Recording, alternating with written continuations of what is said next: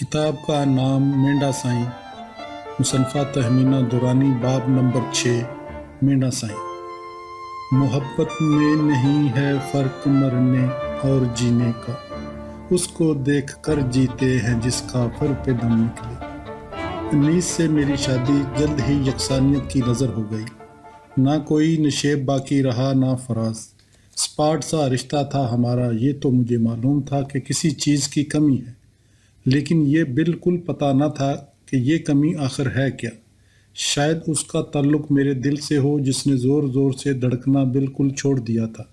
हमेशा के लिए किसी एक के पल्ले बंध जाना ऐसा ही था जैसे आदमी यकरंगी का पाबंद होकर रह जाए। जिस आज़ादी के लिए मैं कलपती रहती थी वो तो अब बाअफ़रात मुयस्सर थी, मगर मुझे ये इल्म ही ना था कि उससे क्या काम लिया जाना चाहिए या क्या नाजायज़ फ़ायदा उठाना चाहिए। मैं बड़ी तेज़ी से सब कुछ सीखने वाली थी। इस ठहरी हुई ज़िंदगी में हलचल पैदा करने का फ़रीज़ा मेरे एक मामू ने अंजाम दिया। हस्पानिया के कौमी दिन का जश्न मनाने के लिए पंजाब क्लब में एक इस्तकबालिया एहतमाम किया गया था। मामू ने मुझे और अनीस को इस्तकबालिये में शिरकत की दावत दी। हम एक बहुत बड़े हाल में पहुँचे जहाँ चीदा चीदा लोग जमा थे। वो उन आम आदमियों के शाना बशाना खड़े थे जो बादा सागर को गर्दिश में रखने के लिए कॉकटेल के जाम उठाए दौड़े दौड़े फिर रहे थे। मुझे बस इतना याद है कि वहाँ मेरा कोई जानने वाला न था। खुद मुझे भी कोई ना पहचानता था और ये अमर मेरे लिए और ज़्यादा बदमज़गी का बायस था। मैंने हल्के सब्ज़ शुफन की साड़ी ज़ेब तन की हुई थी। मैं बहुत दुबली पतली थी और घर पर जब कद आदम आईने ने मेरे हुस्न को कुछ ज़्यादा ही बढ़ा चढ़ा कर दिखाया तो मैं सचमुच शर्मा गई थी। मेरे लंबे लंबे बाल आबशार की सूरत मेरी कमर पर बिखरे हुए थे। इस मौका के लिए मैंने बालों को समेट कर गूंदा था और मेरी चुटिया घुटनों तक पहुंच रही थी। गले में हीरों की माला थी जो मेरे अलमासी बंदों से लगा रखी थी। मैं खूब बन संवर कर घर से चली थी। अपनी ख्वाहिशें पूरी करने का शौक़ अभी मासूम सा दिल बहलावा था। मेरा शाऊर गहरी नींद सो रहा था। मैंने इस तरह इधर उधर नज़र दौड़ाई जैसे मेरी जान पर बनी हुई हो। मैं चाहती थी कहीं टिक जाना नसीब हो जाए। मुझे यूं लग रहा था जैसे मैं इस क्लब में गलती से आ निकली हूँ। मैंने दिल में सोचा कि हमें यहाँ आने का नाअहल करार दे दिया जाता तो कितना अच्छा होता। मुझे एक खाली जगह मिल गई। मैं बसात भर मतानत बुरुए कार लाकर वहाँ जा बैठी। मैंने उस खातून से जो मेरे साथ बैठी थी जाली सी मुस्कुराहट का तबादला किया। वो मुझे घूरने लगी। खुदा का शुक्र है कि उसने मुझसे बातचीत करने की जहमत गवारा की। जल्द ही उसने मुझे अपनी सरपरस्ती में ले लिया। मुझे पता चला कि उसका नाम डॉक्टर शाहदा अमजद है और वो इस खेल में खूब ताक है कि कौन क्या है और किसकी क्या हैसियत है। वो समझ गई मैं लाहौर में नौवार्द हूँ और ख़ुद को खोई खोई महसूस कर रही हूँ। डॉक्टर शाहिदा बहुत शाइस्ता थी, किसी की तरफ उंगली से इशारा ना करती। जब किसी शख्सियत का तारुफ कराना मकसूद होता तो आँखों और अबरुओं से काम लेती। उसके बाद वो मुख्तसरन मुख्तलिफ मेहमानों का कच्चा चट्ठा बयान करती। मैं सुनती रही, मेरी आंखें गर्दिश करती रहीं। हाल में एक कद्दावर सांवला और शरीरा मर्द जिसने काला सूट पहन रखा था बहुत नुमायाँ था। मैंने उसकी कलफ लगी उजली कमीज़ पर नज़र डाली जिसकी सफ़ेदी को गहरे उदे रंग की टाई और इस रंग के रुमाल से उबारा गया था। बाज़ाहिर अय्याश तबा आदमी मालूम होता था। उससे कुछ कुछ शतीनियत टपकती थी, लेकिन इस तरह की शतीनियत जो ज़रा भली लगती है। मैंने उसके इर्द गिर्द जमा लोगों के चेहरों की कैफियतों पर नज़र डाली। वो सब ख़वातीन थी। मैं ये न सुन पाई कि क्या कहा जा रहा है। उनकी गुफ्तगू नस्तालीक सोसाइटी के हल्के हल्के शोर, बर्फ़ की चकोरियों की खनक और बहुत शुस्ता कहकों में दब कर रह गई। मैंने अपनी मुखबर से पूछा, ये आदमी कौन है? वो तुम्हारा मतलब ये तुम्हें इतना भी नहीं पता कि वो कौन है? खामोशी। मुझे वाक़या पता न था। ये मुस्तफ़ा खर है। ओह, उसके सगार के सिरे पर जमा राख जड़कर कीमती कालीन पर गिरने ही को थी। मैं हैरान होकर सोचने लगी, क्या सिगार की राख गिरने से कालीन का कुछ बिगड़ता नहीं? मैंने दोबारा नज़र उठाकर देखा, वो बोल रहा था। बाकी सब बददस्तूर हमातन गोश थे। खर बोलते बोलते रुका और बहुत आहिस्तगी और बड़े बांकपन से स्कॉच के गिलास को होंठों तक ले गया। میں نے سوچا کہ یہ اس قسم کا مجلسی خوار ہے جو کبھی اپنے لب تر نہیں ہونے دیتا۔ میری نظر اس کی آنکھوں پر گئی، ایسا لگا جیسے وہ دمک رہی ہوں۔ وہ ایسے کوبرے سے مشابہ تھا جو ڈسنے ہی والا ہو۔ اسے اپنے ارد گرد جمع تمیزدار ٹولی کو محصور کرنے میں لطف آ رہا تھا۔ عین اسی لمحے ایک بہت ہی دلکش نوجوان خاتون نارنجی شفن کی ساڑی میں لپٹی خرامہ خرامہ ہمارے آگے سے گزری۔ میں اس کی طرف دیکھے بغیر نہ رہ سکی۔ میں نے شاہدہ سے پوچھا، یہ کون ہے؟ اس کا ناز و انداز کہہ دیتا تھا کہ اسے اپنی اہمیت کا احساس ہے۔ یہ شہرزاد ہے، شیری، کھر کی بیوی۔ اوہ! مصطفیٰ کے بارے میں مجھے اور بہت سی باتیں پتہ چلیں۔ ہیروڈ جیسے ماحول میں سوکیانہ گپ شپ وہ پنجاب کا گورنر اور وزیر اعلیٰ رہ چکا تھا۔ اس نے حال ہی میں استعفیٰ دے کر بھٹو صاحب سے، جو اب تک اس کے پیر و مرشد تھے، ٹکر لی تھی۔ کوئی بہت جرم مند آدمی ہی ایسی حرکت کر سکتا تھا۔ بھٹو صاحب فکر مند تھے۔ مصطفیٰ کھر شیر پنجاب کہلاتا تھا۔ ادھر بھٹو صاحب کو ایسے شیر اچھے لگتے تھے جو پنجروں میں بند ہوں۔ ڈاکٹر شاہدہ نے جان لیا کہ میرے اعصاب کا تناؤ اب بڑی حد تک کم ہو چکا ہے۔ اسے یہ بھی پتہ چل گیا تھا کہ میرا تجسس تیزی سے بڑھتا جا رہا ہے۔ اب مجھے ان شخصیات سے براہ راست ملوانے کا وقت آ پہنچا تھا جن کی طرف اشارے کیے جا رہے تھے۔ آئیں میں آپ کو شیری سے ملواؤں، آپ کو وہ پسند آئے گی۔ ہم دکا پیل کرتے ان لوگوں میں سے راستہ بناتے گزرے جو معاشرے کا بلائی حصہ کہلاتے ہیں۔ کیا ہی گاڑی گاڑی اور تیار بلائی ہے، میں نے دل ہی دل میں کہا۔ مجھے شیری سے متعارف کرایا گیا۔ ہم کھر صاحب کی باتیں کرنے لگے۔ شیری نے مجھ سے پوچھا کہ کیا میں اس کے شوہر سے ملنا پسند کروں گی۔ میں نے اس بات میں جواب دیا۔ وہ مجھے کھر سے ملانے لے چلی۔ میں کچھ نیم دلانہ انداز میں ساتھ ہو لی۔ میری ہچکچاہٹ کی وجہ کھر کی شہرت تھی۔ یوں لگتا تھا جیسے اس کی بہری شہرت ہمیشہ ہی اس سے 2 قدم آگے رہتی ہے۔ ہمارا رسماً تعارف ہوا۔ اب شیری نے ماہر شجریات کا روپ دار کر میرے خاندانی شجرے کا ذکر چھیڑا۔ یہ سن کر کہ میں شاکر دورانی کی بیٹی ہوں، مصطفیٰ تھوڑا سا سٹ پٹایا۔ یہ ویسا معاملہ تو نہیں تھا جیسے رومیو اور جولیٹ کے خاندانوں میں سخت دشمنی تھی، لیکن پھر بھی اس پر تھوڑا سا گراں گزرا۔ بھٹو صاحب نے میرے والد کے ساتھ بہت سخت رویہ اختیار کیا تھا اور انہیں جیل تک بھجوا دیا تھا۔ ان دنوں مصطفیٰ کھر بھٹو صاحب کا دست راست تھا۔ وہ قطعی طور پر ایسا شخص نہ تھا جس کے میرے والدین صورت دیکھنے کے بھی روادار ہوں۔ مجھے امید ہے آپ کے والدین بخیر ہوں گے۔ سیاست میں ناانصافیاں بھی ہوتی ہیں۔ آپ کے والد کے ساتھ جو کچھ پیش آیا اس میں ذاتی رنجش کو کوئی دخل نہ تھا۔ میرے سننے میں کچھ اور ہی آیا تھا۔ اس کے گرد جمع عورتوں نے آنکھوں ہی آنکھوں میں مجھے پرکھا تولا۔ مصطفیٰ اور میں آپس میں ہنسی مذاق کرتے رہے، کوئی آخر نہیں آئی۔ میں اس پر پھسلی تک نہیں، میرے دل کی دھڑکن ذرا بھی تیز نہ ہوئی۔ مصطفیٰ نے مجھ پر کوئی دیر پا اثر نہیں چھوڑا۔ غالباً اس بات کا احساس اسے خود بھی تھا۔ وہ چاہتا تھا کہ مجھ پر ڈورے ڈالنے کا اسے فوری طور پر مزید موقع ملے۔ اس تمام عرصے میں انیس کا کہیں پتہ نہ تھا۔ اب وہ نمودار ہوا، بڑا خوش تھا، جیسے کوئی میدان مار کر آیا ہو۔ اس نے میزبان پر دیر پا اثر چھوڑا تھا۔ ہم دونوں سے خاص طور پر کہا گیا کہ کاکٹیل پارٹی کے بعد ٹھہرے رہیں اور ڈنر کھا کر جائیں۔ انیس بہت ہی سادہ لو تھا۔ میری کوئی حس مجھ سے کہہ رہی تھی کہ ہمیں چلے جانا چاہیے۔ انیس ایسی نامعقول حرکت کرنے کا کبھی خواب میں بھی تصور نہ کر سکتا تھا۔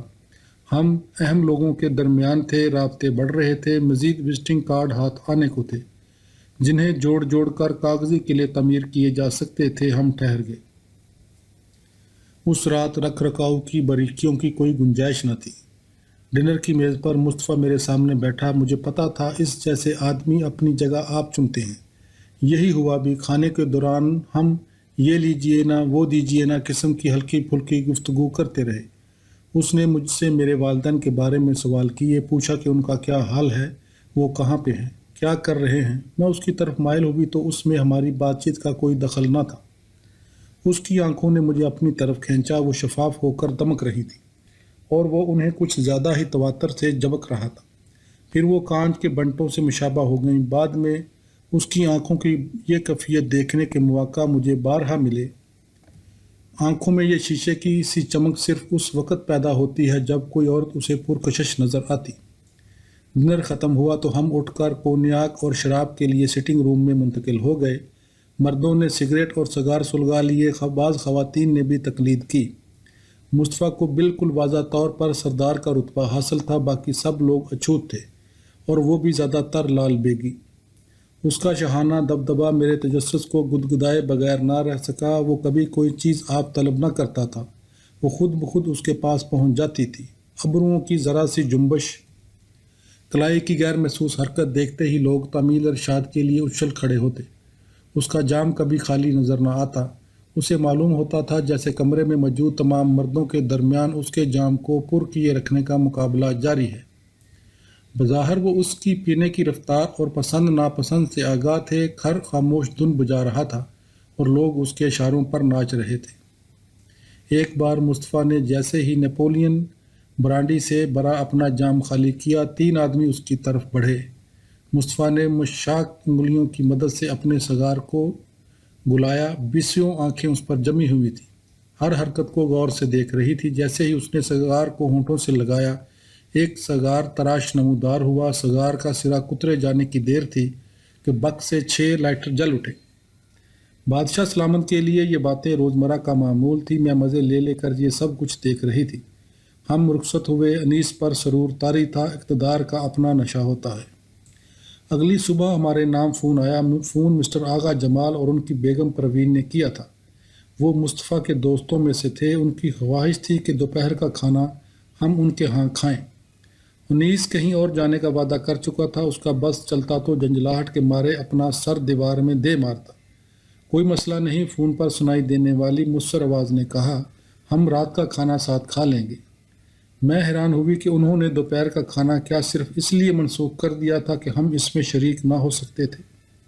اس رات ہم اس جادو برے حلقے کے رکن بن گئے۔ ہماری جس ٹولی سے ملاقات ہوئی اس نے ہمیں اپنی سرپرستی میں لے لیا۔ ان سب لوگوں میں ایک بات مشترک تھی، مصطفیٰ کھر۔ میں نے محسوس کیا کہ کوئی مجھے کھینچے لے جا رہا ہے۔ کچھ زیادہ یقین سے نہیں کہہ سکتی، واقعہ کوئی زیریں روح مجھے کھینچ رہی تھی یا محض میرے تخیل کی کار فرمائی تھی۔ میں نے ابتدا میں اسے بیزاری اور اکتاہٹ کا نتیجہ قرار دیا۔ میں چاہتی تھی کہ میرے ساتھ کوئی انہونی بات پیش آئے۔ میری آرزو تھی کہ زندگی میں کوئی رونق کا سامان ہو۔ تاہم مصطفیٰ شادی شدہ مرد تھا۔ اس کی بہت دلکش بیوی تھی جو بظاہر اس پر جان چھڑکتی تھی۔ میں صرف 22 برس کی تھی، وہ 42 سال کا ہو چکا تھا۔ اس کے مزاج میں اتنی پختگی تھی، میں کسی بے طرح بگڑی ہوئی رومان زدہ لڑکی کی سی حرکتیں کر رہی تھی۔ آپس میں انس بڑھے تو تجسس کو بھی پر لگ جاتے ہیں۔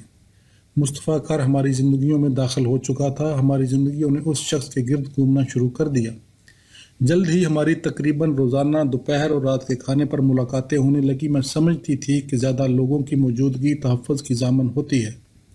مجھ پر جلد ہی انکشاف ہوا کہ آدمی بھیڑ میں بھی تنہا ہو سکتا ہے۔ ان دعوتوں میں ہر کوئی اپنی اپنی بیگم کے ساتھ آتا۔ ان میں چھڑا چھانٹ کوئی نہ تھا، نہ ان میں سے کوئی کسی دوست لڑکی کو ساتھ لے کر آتا۔ گفتگو زیادہ تر شکار کے گرد گھومتی اور ہر کسی کے پاس سنانے کے لیے کوئی نہ کوئی من پسند کہانی ہوتی۔ مرد شکار کی اگلی مہم کا منصوبہ تیار کرنے یا پچھلی بار کی زبردست شکاری مہم کے دوران پیش آنے والے واقعات کا باریکی سے جائزہ لینے میں مگن رہتے۔ خواتین بڑے فخریہ انداز میں ان کی باتیں سنتی اور ان کے میک اپ سے آراستہ چہروں پر بیزاری کے کوئی آثار تک نظر نہ آتے۔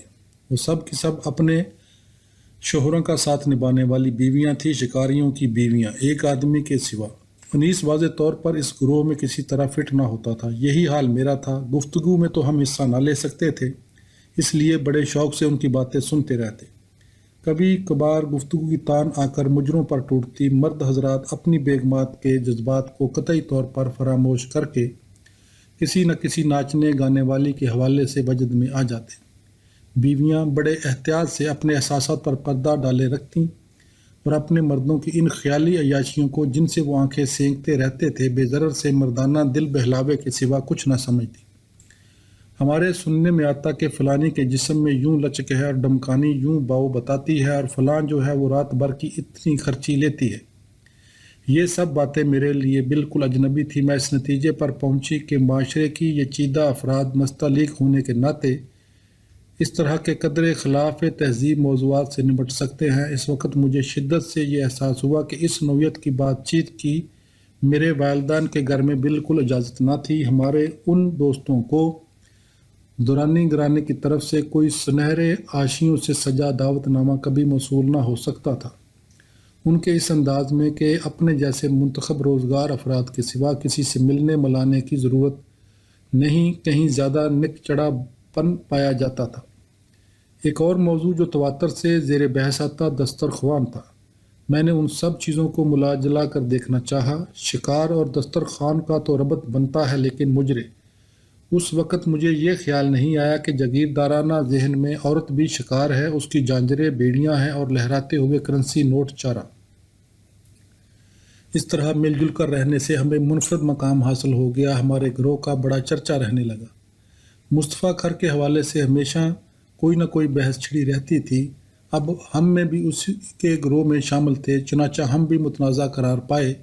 لوگ انیس کو اور مجھے مصطفیٰ کے بارے میں خبردار کرنے لگے۔ ہمارے سامنے اس کے وہ کارنامے دہرائے گئے جو وہ پنجاب کے عظیم ڈان جان کے طور پر انجام دے چکا تھا۔ وہ عورت باز ہے، اسے روز نئی عورت چاہیے، اپنی فطرت سے مجبور ہے۔ انیس یار، اس سے بچ کر رہو، خبیث آدمی ہے، تمہیں نقصان پہنچا کر رہے گا۔ انیس پر ان تنبیہوں کا مطلق اثر نہ ہوا۔ اس سے کیا فرق پڑتا ہے؟ اگر وہ جاگیردار نہیں یا شکار نہیں کھیلتا، وہ مصطفیٰ کا دوست ہے۔ مصطفیٰ میں بڑی صلاحیتیں پوشیدہ ہیں، کبھی اس کے دن بھی پھریں گے، تب یہ یارانہ سود مند ثابت ہوگا۔ آج بو کل کاٹو۔ وہ بڑی آسانی سے یہ بول گیا کہ نلائی بھی کرنی ہوتی ہے۔ اسے یہ بھی یاد نہ رہا کہ اس کی جوان بیوی ہے۔ وہ اس اہمیت کے مزے لوٹنے میں محو تھا جو اسے تازہ تازہ نصیب ہوئی تھی۔ مصطفیٰ نے اس کا دل موہ لیا تھا۔ یہ چکنے چھیلے شہری باؤ اور دیہاتی کے تضاد کی کلاسک کی مثال تھی۔ انیس کو کبھی دیہاتی ذہن سے سابقہ نہ پڑا تھا جو بیشتر وقت سازشوں اور چال بازیوں کا جال بچھانے میں مصروف رہتا ہے۔ شہر کا رہنے والا مادیت پرست ہوتا ہے۔ قانون کا لحاظ اس کی عادات اور اعمال کے تعین میں اہم کردار ادا کرتا ہے۔ وہ چیزوں اور معاملوں کی ظاہری حالت ہی کو ان کا اصل سمجھتا ہے اور اسی حوالے سے قبول کر لیتا ہے۔ اس کے برعکس جاگیردارانہ ذہن پر وقت عیارانہ جال بچھانے کے چکر میں پڑا رہتا ہے۔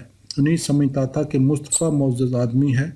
قدرتی طور پر اسے مصطفیٰ سے لگاؤ ہو گیا۔ وہ یہ دیکھ ہی نہ سکا کہ مصطفیٰ کی ذات میں ایک فریب کار سرگرم عمل ہے۔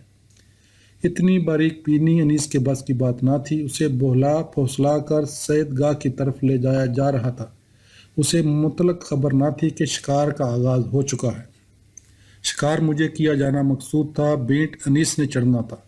ہمارے گروہ کے مراسم پورے 8 مہینے قائم رہے۔ یہ مدت مصطفیٰ کے لیے کافی تھی۔ اسے ہماری راہ میں کنویں کھودنے کے لیے خاصا وقت مل گیا۔ کسی براہ راست سلسلہ جنبانی کی نوبت نہ آئی۔ میں صرف قیاس دوڑاتی اور انتظار کرتی رہ گئی۔ مصطفیٰ نے مجھ سے کوئی ایسی بات کبھی نہ کی جس پر ذرا سا گمان بھی ہو سکتا کہ مجھ پر ڈورے ڈالنے کی کوشش کی جا رہی ہے۔ میرے ساتھ وہ رسمی انداز اختیار کیے رہا، لیکن اس انداز میں کوئی روکھا پن نہ تھا۔ رویہ دوستانہ تھا، مگر درمیان میں بڑی احتیاط اور توجہ سے فاصلہ رکھے ہوئے۔ اس نے کبھی کوئی چکر چلا کر مجھ سے تنہائی میں ملنے کی کوشش نہ کی، چاہے جانے کہ اس اسلوب سے میرا تجسس دوچند ہو گیا۔ تقریباً ایسا معلوم ہوتا تھا جیسے مصطفیٰ اپنی شہرت پر لگے تمام داغ دبے دھونے میں مصروف ہو۔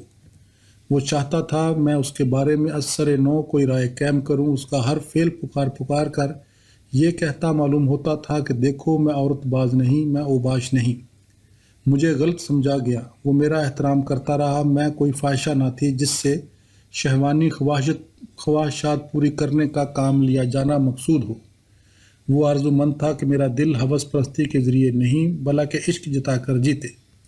22 برس کی انیلی عورت ہوتے ہوئے مجھے بھی کل مجھ سے عقل خراپن ضرور پھوٹا پڑتا ہوگا۔ مصطفیٰ تھوڑا تھوڑا مجھ سے معروب ہوا۔ وہ میری مزاحمت کی سختی کو کم کرنا چاہتا تھا۔ اس نے مجھے جیتنے کے لیے خوب سوچ سمجھ کر جو منصوبے تیار کیے تھے، ان کی تکمیل کے لیے میری موجودگی اشد ضروری تھی۔ گفتگو کے دوران جب بھی سیاست کا موضوع چھڑتا تو مصطفیٰ کا جوش و خروش ددنی ہوتا۔ مجھے پتہ چلا کہ وہ سوشلسٹ ہے، وہ تبدیلی لانا چاہتا تھا۔ وہ ازمنہ وسطیٰ سے تعلق رکھنے والے اس نظام کو بیخ و بن سے اکھاڑ پھینکنے کے در پہ تھا جو ترقی کی راہ میں رکاوٹ بنا ہوا تھا۔ وہ معاشرے کے غریب اور مراد سے محروم طبقوں کا ذکر چھیڑتا، رکشہ چلانے والوں اور کسانوں اور مزدوروں جیسے عام آدمیوں کے بارے میں خلوص سے بات کرتا۔ ان کے دکھ درد کو محسوس کرتا، ان کی ضرورتوں کو سمجھتا۔ وہ ان کا قائد تھا۔ اس نے انہیں پسینہ بہاتے دیکھا تھا، اس پسینے کی بو آج تک اس کے نتنوں میں بسی ہوئی تھی۔ وہ اجلاف کا، رزدالوں کا، نیچ لوگوں کا رہنما تھا۔ اس جیسے آدمی کو میرے والدین اور ان کے امیرانہ طبقے سے تعلق رکھنے والے افراد خطرناک سمجھتے تھے۔ ان کے خیال میں یہ نفرت کا پرچار کرنے والے جھوٹی امیدوں کا بازار لگا کر امیروں اور غریبوں کے درمیان حائل خلیج کو عریض تر کر رہے تھے۔ انہوں نے روز افزوں توقعات کے جن کو بوتل سے باہر نکال دیا تھا۔ اعلیٰ سماج والے ان کی صورت دیکھنے کے روادار بھی نہ تھے۔ میرے لیے یہ باتیں خون گرمانے والی تھیں۔ مصطفیٰ ان خیالات کو زبان عطا کر رہا تھا جو بچپن سے ہمارے ذہن میں گونج رہے تھے۔ میں کبھی ان کو کوئی واضح شکل نہ دے پائی تھی۔ میں ایسی باغی تھی جسے ناانصافیوں کے خلاف، کمزوروں پر ظلم و ستم کے خلاف اٹھ کھڑے ہونے کے لیے کسی کاز کی تلاش تھی۔ مصطفیٰ میرے لیے اس کاز کے تمام پہلوؤں کا تعین کر رہا تھا۔ مجھے یقین ہے کہ میری دلچسپی اس سے چھپی نہ رہی ہوگی۔ وہ گفتگو کا رخ سیاست کی طرف پھیرنے کا اہتمام کرنے لگا۔ اس نے بانپ لیا تھا کہ میں کانٹا نگلنے ہی والی ہوں۔ میں نے اسے سراپا شرافت پایا۔ عورتوں اس کی نظر میں قابل تعظیم ہستیاں تھیں۔ وہ ہماری ٹولی میں تمام خواتین کے ساتھ احترام اور خوش خلقی سے پیش آتا۔ میں نے دیکھا جب بھی کوئی خاتون کمرے میں قدم رکھتی وہ اٹھ کھڑا ہوتا اور کرسی کھینچ کر اسے بیٹھنے کی دعوت دیتا۔ وہ خلیق اور تمیزدار تھا۔ میں سمجھتی تھی کہ یہ خوبیاں اس میں فطرتاً موجود ہیں۔ اس میں سطحی پن کا کوئی شائبہ تک نہ تھا۔ مشہور تھا کہ وہ اکھڑا اور اوچھا ہے۔ یہ بھی کہا جاتا تھا کہ وہ آتش خو ہے اور رحم کھانا نہیں جانتا۔ مجھے تو اس کی روح میں رمق بر سنگینی نظر نہ آئی۔ وہ مجھے اچھی تربیت کی اعلیٰ مثال معلوم ہوا۔ اس کے بارے میں مجھے تجسس رہنے لگا۔ وہ میرا موضوع خیال بن گیا۔ سیاست کے بارے میں مصطفیٰ کے جوشیلے رویے نے مجھے جھنجھوڑ ڈالا۔ میری ازواجی زندگی میں جو خالی پن تھا وہ مجھ پر اب بوجھ نہ رہا۔ زندگی میں پہلی بار میں نے اپنے لہو کو رگو پے میں کسی مقصد کی خاطر دوڑتے محسوس کیا، جو محض جیے جانے کی خواہش سے بہت آگے کا معاملہ تھا۔ جب ازواجی زندگی میں بدمزگی راہ پاتی ہے تو بڑی ہلچل مچتی ہے، لیکن انیس کو اور مجھے اس کا کوئی تجربہ نہ تھا۔ ہم پر مجہولیت طاری رہی۔ لڑنے جھگڑنے کی کبھی نوبت ہی نہ آئی۔ بے وفائی کے جکڑوں نے آ کر ہمارے بیزار کن سکون کو کبھی تہ و بالا نہ کیا۔ انیس کو اس تبدیلی کی سرے سے کوئی خبر نہ تھی جو میری موجودگی میں در آئی تھی۔ کوئی زیادہ حساس مرد ہوتا تو ان چھوٹے چھوٹے اشاروں کو دیکھے بغیر نہ رہ سکتا جن کے ذریعے زناکاری پر آمادہ عورت بڑی ڈٹھائی سے اپنا اندیہ ظاہر کرتی رہتی ہے۔ انیس ہمارے باہمی تعلقات کی ادھوری کیفیت سے آگاہ نہ تھا۔ اس نے شک کو کبھی اپنے ذہن میں گات لگانے کا موقع ہی نہ دیا۔ اس مکمل طمانینت اور آسودہ خاطری سے میں چڑ سی گئی۔ میں کہتی کہ الہی کاش اس کی آنکھیں کھل جائیں، کاش کہ وہ روب ڈال کر مجھے جو تباہی کے دہانے پر کھڑی تھی دوسری طرف جا گرنے سے روک لے۔ جو مہیب میرے سامنے تھا وہ مجھے بہلا پھسلا کر اپنی طرف بلا رہا تھا، کبھی اپنی جانب کھینچ رہا تھا۔ میں جانتی تھی میں اس میں جا گروں گی۔ جب انیس اور میں پہلی بار مصطفیٰ اور اس کی بیگم شیریں سے ملنے گئے تو ہمیں ہنگامی صورتحال سے نمٹنے کی منصوبہ بندی کا مظاہرہ دیکھنے کو ملا۔ وہ دونوں مری جانے والے تھے۔ جس طرح سامان پیک ہو رہا تھا اسے دیکھ کر خیال آتا تھا کہ شاید کسی سفاری کا بندوبست کیا جا رہا ہے۔ شیری ایک جہازی پیٹی پر جھکی ہوئی اسے مصطفیٰ کے کپڑوں اور جوتوں سے بھرے چلی جا رہی تھی۔ یہ اسی قسم کی پیٹی تھی جس میں موسم گرما کی ابتدا ہوتے ہی لحاف رضائیاں منگوا دی جاتی ہیں۔ میں نے دیکھا کہ کپڑوں اور جوتوں کی شاید ہی کوئی قسم ہو جو موجود نہ ہو۔ ابھی ململ کا کرتا رکھا گیا تو اس کے فوراً بعد ایک نہایت جگادری کوٹ کی باری آئی جو جنگ عظیم کے دوران میں انتہائی شاندار لگتا۔ اس کے علاوہ ٹی شرٹیں، بش شرٹیں، کلف لگی ہوئی قمیضیں، داری دار قمیضیں، چار خانوں والی قمیضیں اور جوتے جن میں ولنگٹن شوز سے لے کر مگرمچھ کی کھال کے بنے ہوئے جوتوں تک ہر قسم کا نمونہ موجود تھا۔ جتنی بھی قسموں کی پتلونوں اور قمیضوں کا تصور کیا جا سکتا ہے ان سب کا پیٹی میں کرینے سے انبار لگا ہوا تھا۔ کیا پیٹی تھی کہ اس کا پیٹ بھرنے میں نہ آ رہا تھا؟ مجھے بڑا تجسس ہوا۔ کیا آپ لوگ بہت دنوں کے لیے جا رہے ہیں؟ میں نے شیری کے چہرے پر نظر ڈالتے ہوئے پوچھا، جس پر طاری کفیت بتا رہی تھی کہ وہ کام میں پوری طرح منہمک ہے۔ وہ اپنی فہرست میں چیزوں پر صادقہ نشان لگانے میں مشغول تھی۔ سنیں۔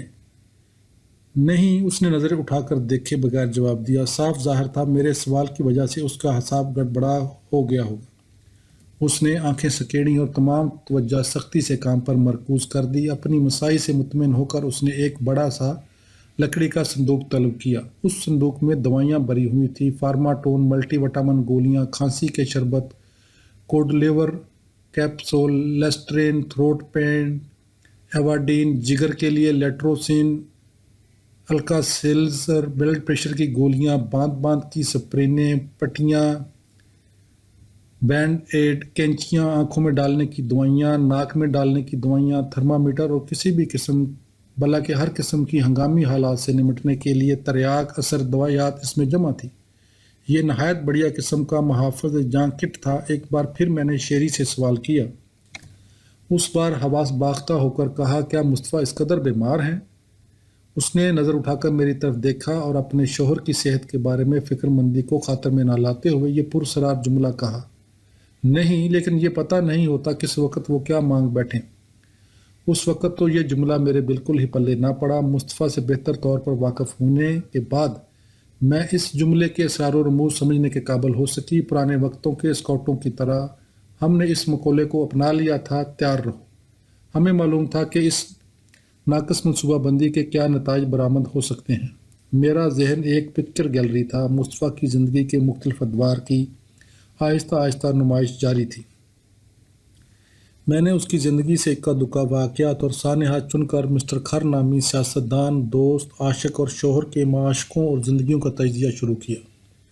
میری توجہ اس کی شادیوں پر مرکوز ہو گئی۔ میں اضطرار کے عالم میں یہ جاننا چاہتی تھی کہ میں جو قدم اٹھانے والی ہوں اس کے نتیجے میں آگے چل کر میرے ساتھ کیا پیش آ سکتا ہے۔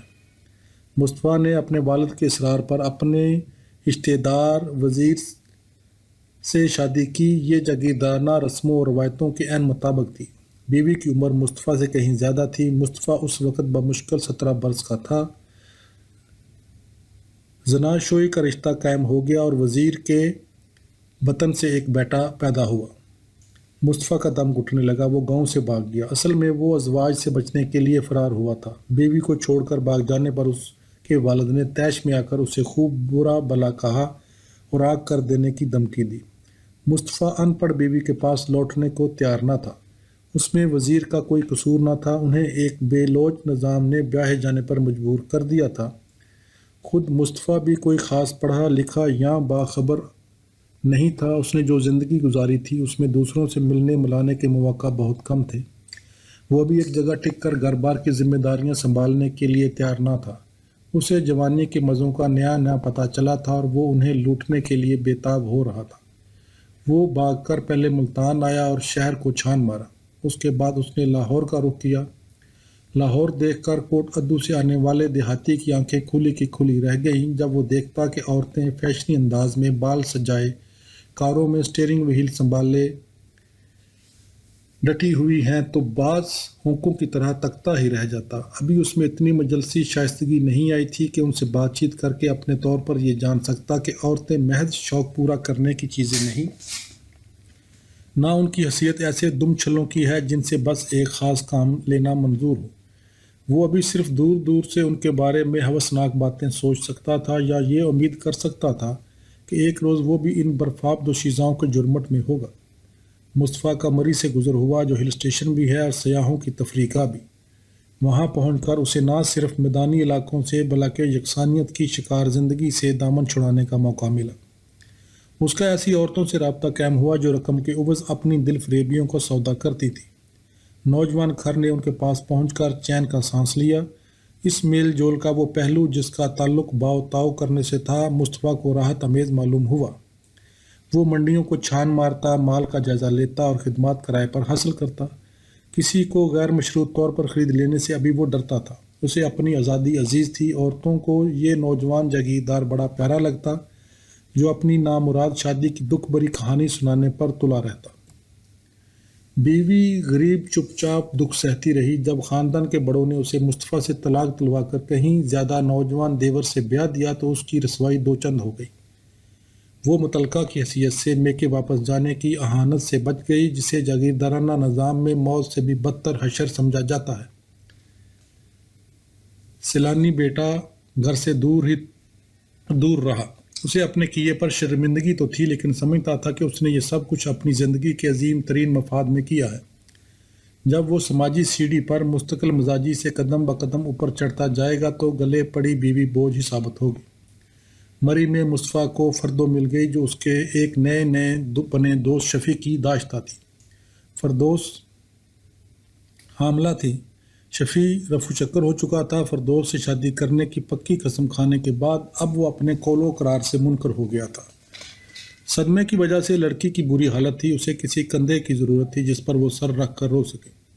مصطفیٰ نے اپنا کندھا پیش کیا، وہ فردوس اور اس کی ماں کے پاس ٹھہرا ہوا تھا۔ غلط فہمی کی بنا پر ہمدردی کو محبت سمجھ لیا گیا۔ مصطفیٰ نے اس سے شادی کرنے کا فیصلہ کر لیا۔ یہ اس طرح کی حرکت تھی جو آدمی جوش میں آ کر بیٹھتا ہے۔ لڑکی حاملہ تھی، اسے بے یار و مددگار چھوڑ دیا گیا تھا۔ شکل کی اچھی تھی اور تھوڑی سی پڑھی لکھی بھی تھی۔ وہ نسبتاً زیادہ مہذب تھی۔ مصطفیٰ کے لیے معیاروں کا تعین ابھی دیہات کی انہی عورتوں کے حوالے سے ہوتا تھا جن سے پیچھا چھڑا کر وہ بھاگ آیا تھا۔ مصطفیٰ کو اس بنا پر کچھ پریشانی نہ تھی کہ فردوس شفیع کی داشتہ رہ چکی تھی، اسے یہ پرواہ بھی نہ تھی کہ فردوس کی ماں چھوٹا موٹا سا چکلا چلا رہی ہے۔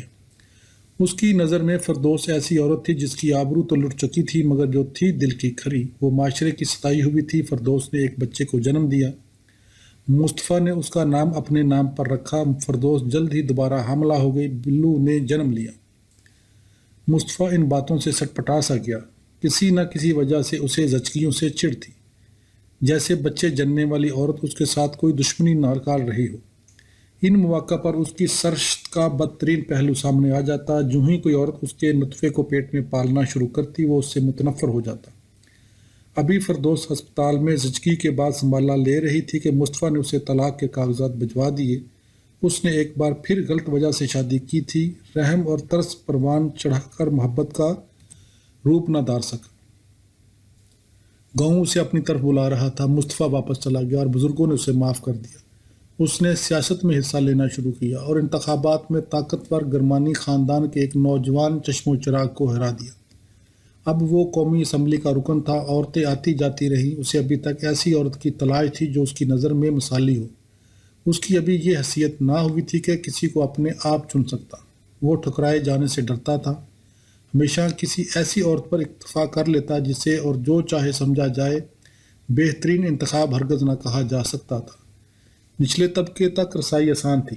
اپنے آدرش تک پہنچنے کے لیے وہ اپنے اعتماد میں بتدریج اضافہ کر رہا تھا۔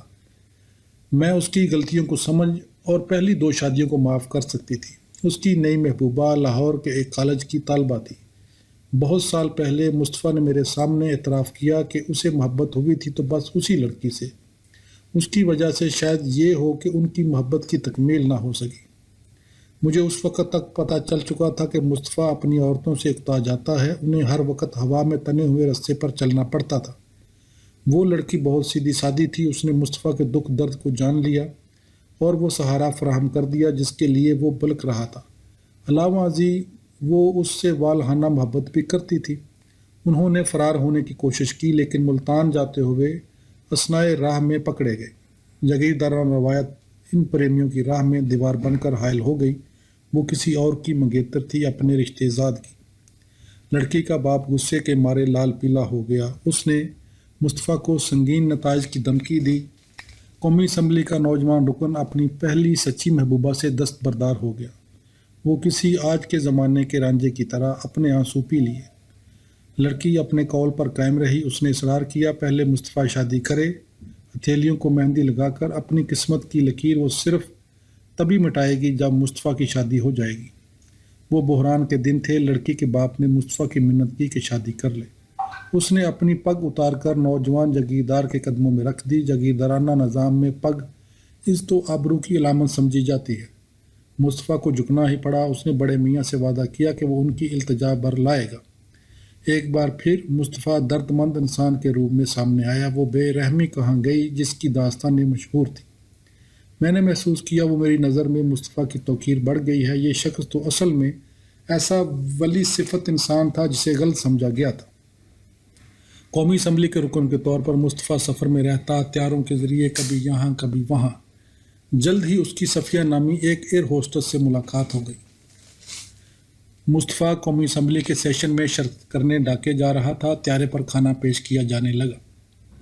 مصطفیٰ نے دیکھا 2 پیارے پیارے ہاتھ بڑے سے چمچے سے اس کی پلیٹ میں کری ڈال رہے ہیں۔ نظر اٹھائی تو سبز رنگ میں ملبوس ایک صورت دکھائی دی جس پر چھلاوے کا گمان ہوا۔ دونوں کی آنکھیں چار ہوئیں۔ مصطفیٰ سماجی سیڑھی پر اوپر کی طرف گامزن تھا۔ 30,000 فٹ کی خاصی بلندی ہوتی ہے۔ طیارے سے اترنے وقت وہ ترنگ میں آ کر مڑا اور صفیہ سے دریافت کیا کہ کیا دوبارہ ملاقات ہو سکتی ہے۔ صفیہ نے لجا کر اس بات میں سر ہلایا۔ ڈھاکے میں اگلے 2 دن صفیہ کے ساتھ گزارے۔ مصطفیٰ کو پتہ چلا اس کا تعلق متوسط طبقے سے ہے اور وہ اپنے خاندان کو سہارا دینے کے لیے ملازمت کر رہی ہے۔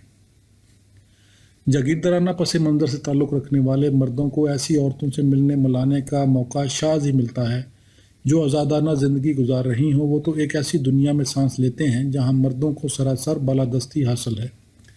عورتوں سے پارٹیوں یا پکنکوں پر یا کلبوں میں ملاقات کرنے کے مواقع بہت کم ملتے ہیں۔ ایئر ہوسٹس انہیں پرسرار معلوم ہوتی، جیسے وہ انتہائی رومانی رنگ میں ڈوبی ہوئی سحر تراز پتلیاں ہوں۔ اس پس منظر سے تعلق رکھنے والے مردوں کے لیے ایسی عورتوں کے عشق میں مبتلا ہونا اور ان سے شادی کر لینا بہت عام سی بات ہے۔ شادی کے بعد ان سے ملازمت چھڑوا دی جاتی ہے اور وہ کلی طور پر اپنے خاوندوں کی خدمت گزاری کے لیے وقف ہو کر رہ جاتی ہیں۔ ایئر ہوسٹس ان کے لیے سرخاب کا پر ثابت ہوتی۔ دوسرے جاگیرداروں کو رشک آتا کہ خوب ہاتھ مارا ہے۔ ایئر ہوسٹوں کو کسی نہ کسی لحاظ سے ان معمولی اور سادہ گھر والیوں سے بالاتر سمجھا جاتا جو انہیں اپنے دیہات میں میسر تھی۔ ان شادیوں میں مہم جوئی کا سا مزہ تھا۔ جب صفیہ اور مصطفیٰ کراچی لوٹے تو انہوں نے شادی کر لی۔ شادی کی اطلاع اس نے سب سے پہلے اپنی کالج والی محبوبہ کو دی۔ اطلاع دینے کا مطلب یہ تھا اب تم بھی شادی کرنے کے لیے آزاد ہو۔ صفیہ سے شادی کی بدولت کسی اور کو بھی ہنسی خوشی زندگی گزارنے کا پروانہ مل رہا تھا۔ شادی کرنے کی یہ وجہ بھی غلط تھی۔ میں نے سوچا ایک اور غلطی۔ شادی ہونے کی دیر تھی۔ مصطفیٰ پھر ویسا ہی ہو گیا جیسا کہ جاگیردار بلاموم ہوا کرتے ہیں۔ اس نے صفیہ کی ان تمام خوبیوں کو جن پر وہ مر مٹا تھا کچل ڈالا۔ اسے برقع پہنا کر کوٹ ادو چلتا کر دیا گیا۔ یہ بیچاری گنوارن نہ تھی۔ اس سے توقع کی گئی کہ وہ گنواروں کی طرح اطوار اپنا لے گی۔ کتابوں پر پابندی لگ گئی اور گوشہ نشینی کو معمول کی حیثیت حاصل ہوئی تاکہ شہر کے برے طور طریقوں کی ہوا تک نہ لگے۔ صفیہ نے کوٹ ادو میں 7 برس گزارے۔ ان 7 برسوں کو تاکہ انسان کی طرف ایک طویل اور اکتا دینے والی پرواز سمجھا۔ اس کا شوہر اب نہایت سنجیدہ قسم کی سیاست میں مصروف تھا۔ ایوب خان کی حکومت کا تختہ الٹنے کی جدوجہد میں وہ بھٹو صاحب کا ساتھ دے رہا تھا۔ اس لڑکی کو یاد کرنے کا وقت اسے مشکل سے ہی ملتا تھا جسے اس نے آسمان سے جھپٹ کر مظفر گڑھ کے کوردہ کی نظر کر دیا تھا۔ انتہا یہ کہ اس کا نوزائیدہ بیٹا بلال بھی اسے بس کچھ دیر کے لیے اپنی طرف راغب کر سکا۔ صفیہ کے بطن سے ایک لڑکی بھی پیدا ہوئی جو کوٹ ادو میں طبی سہولتوں کے فقدان کے باعث اسہال کے مرض میں مبتلا ہو کر فوت ہو گئی۔ سیاست اب زوروں پر تھی۔ تیز فہم تجزیہ نگار بام گئے کہ پی کا اقتدار سنبھالنے کے لیے پر تول رہی ہے۔ مصطفیٰ بھٹو صاحب کا معتبر دست راست بن کر سامنے آیا۔ اب لوگ ہر وقت اس کے آگے پیچھے پھرتے رہتے۔ لوگوں نے یہ سوچ کر اس سے تعلقات بڑھانے شروع کر دیے کہ اس میل جول سے آگے چل کر فائدہ اٹھائیں گے، مال بنائیں گے۔ مصطفیٰ ڈنر پارٹیوں کے بیچا بیچ میں الجھ کر رہ گیا۔ کل کا سوشلسٹ کو اب سوشل حلقوں میں قبول کیا جانے لگا۔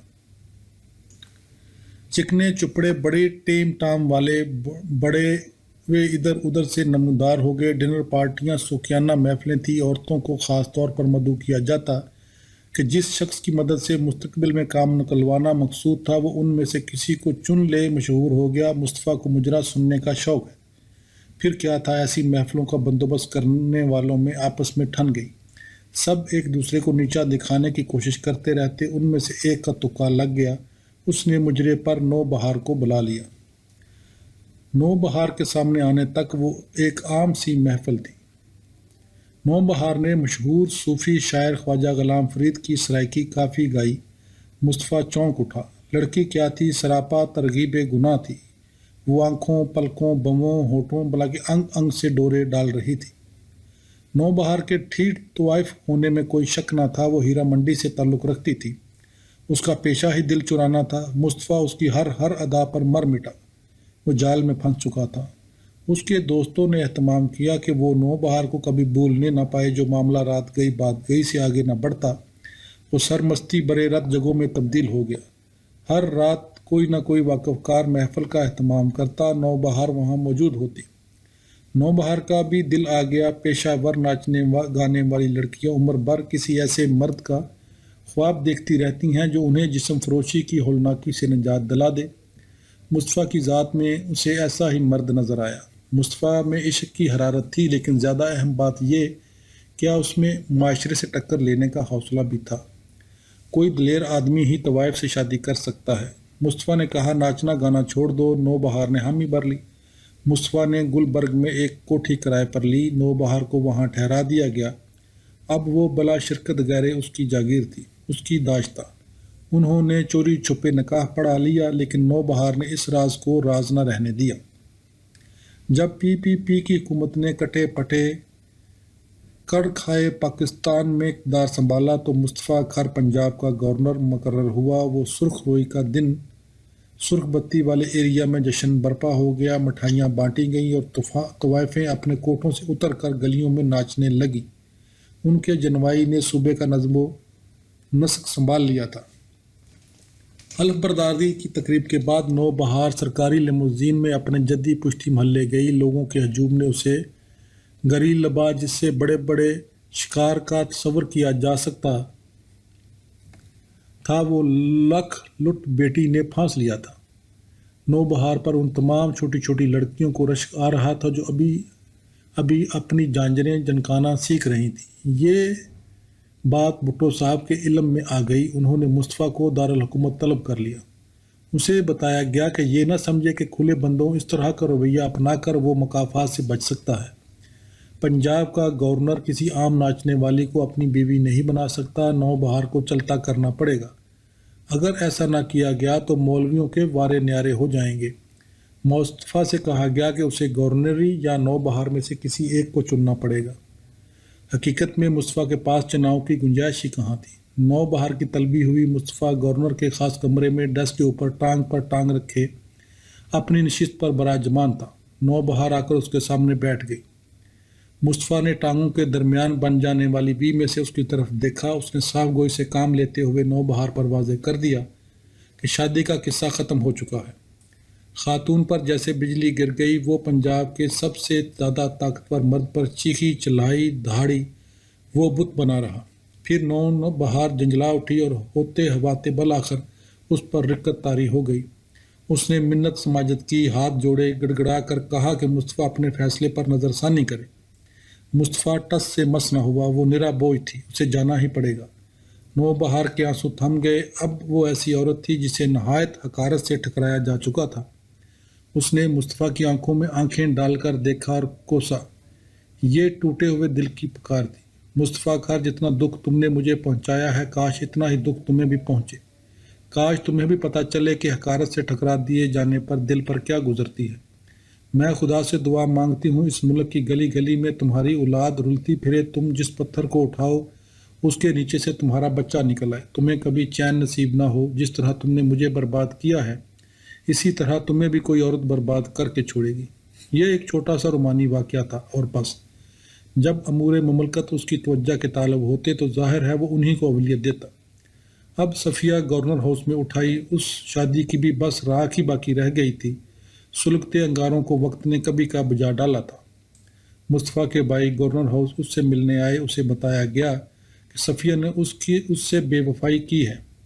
اب آپ گورنر ہیں، یہ آپ کی عزت کا معاملہ ہے۔ صفیہ نے آپ کے چھوٹے بھائی غلام مرتضیٰ سے ناجائز تعلقات قائم کر لیے تھے۔ ہم اس بات کو آپ سے مزید نہیں چھپا سکتے۔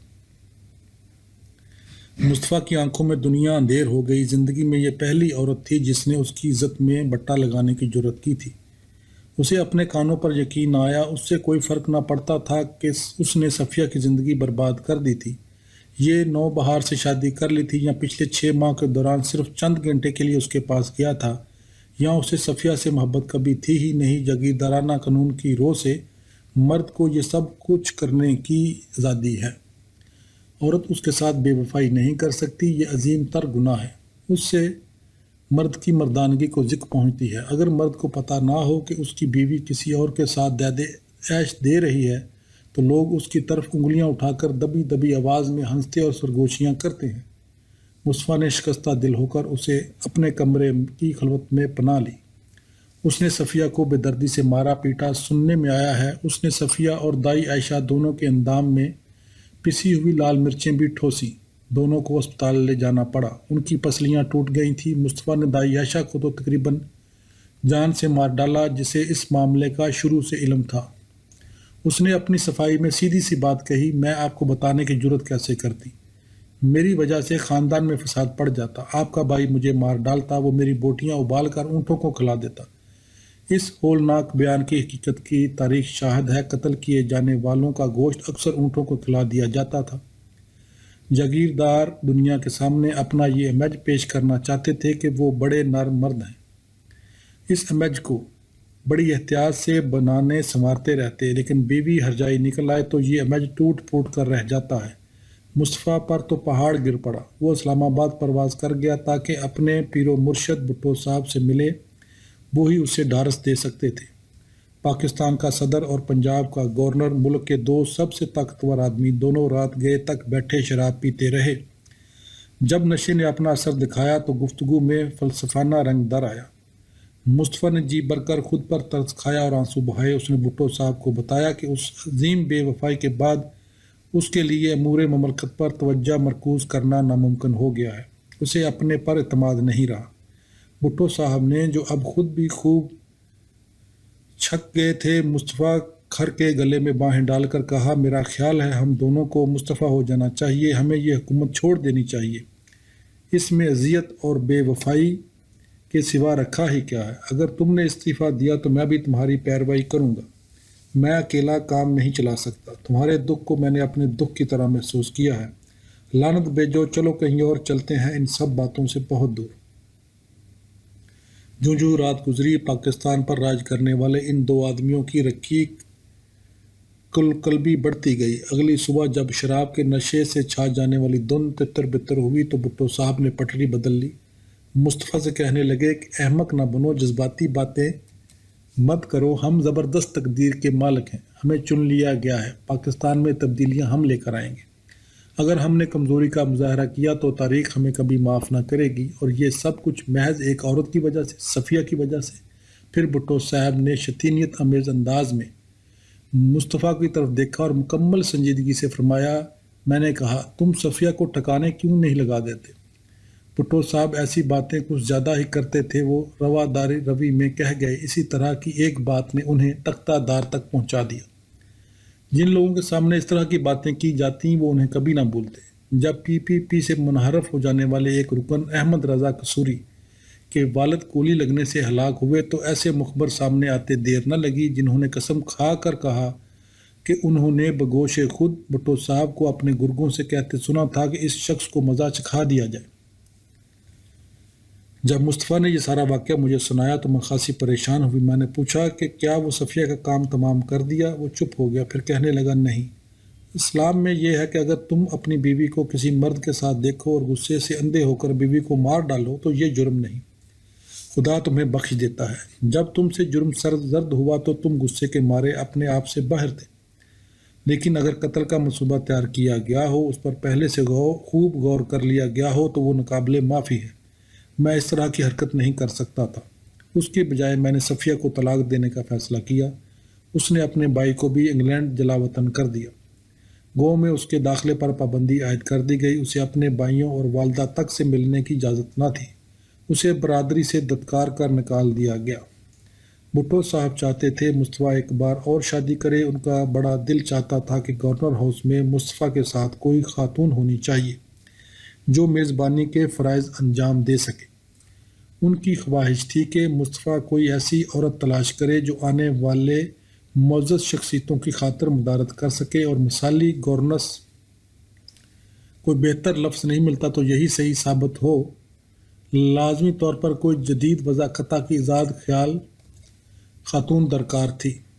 بطور صدر بھٹو صاحب پہلی بار ریاستہائے متحدہ امریکہ کے دورے پر روانہ ہونے والے تھے۔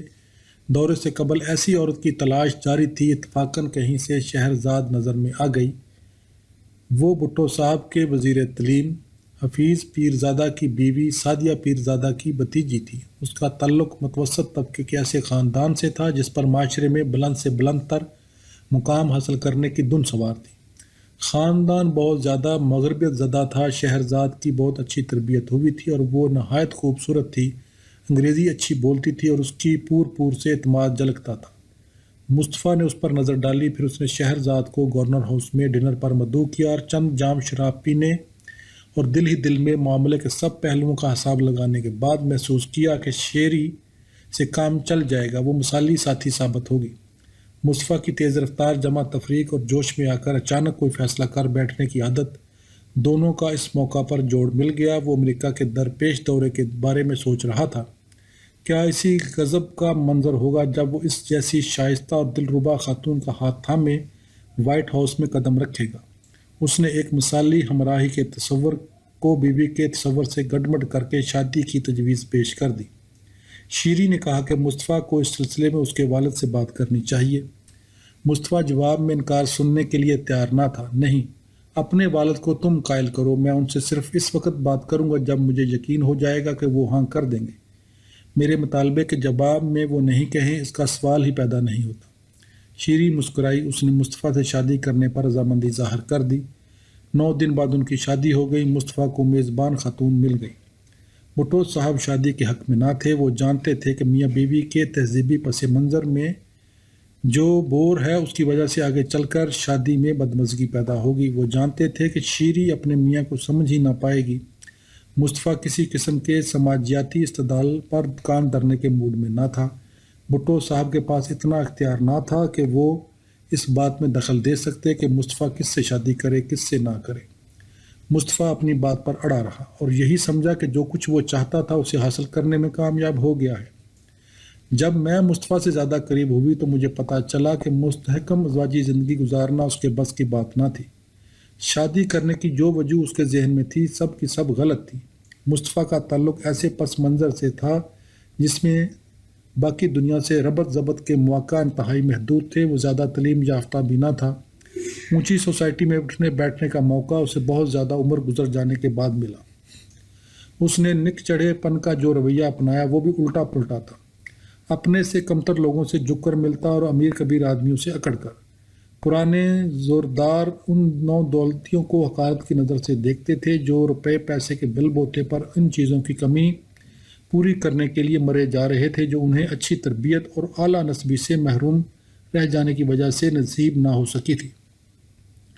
اس نے جتنی بار بھی کسی کو چنا غلط ہی چنا۔ اگر اسے صحیح وقت پر صحیح عورت مل جاتی تو وہ اچھا شوہر بن کر قاعدے کرینے سے گھر بسا لیتا۔ ایسا معلوم ہوتا تھا کہ وہ عورتوں سے چلتے پھرتے شادیاں کرتا رہا تھا۔ اس کی شخصیت تمام وقت پختہ سے پختہ تر ہو رہی تھی۔ اس کی عورتیں بھی گھر میں بس قدم جمانے کی کوشش کر رہی ہوتی تھیں کہ وہ اور زیادہ پختہ ہو کر انہیں بہت پیچھے چھوڑ جاتا۔ ان کے قدم جمانے کی یہ کوششیں ہی مصطفیٰ کے اضطراب کا سبب تھیں۔ میں نے شیری سے مصطفیٰ کے تعلق کو فعال تجسس کی خوردبین کی مدد سے دیکھا۔ مجھے پتہ چلا کہ اس کا تعلق میں توازن بالکل نہیں۔ مصطفیٰ سرتاج بھی تھا، دماغ بھی تھا، ذہین بھی تھا۔ شیری اس سے مروب تھی۔ وہ شاید ہی کوئی ایسی بات کہتی جس پر مصطفیٰ کی سوچ کا ٹھپا لگا نہ ہوتا۔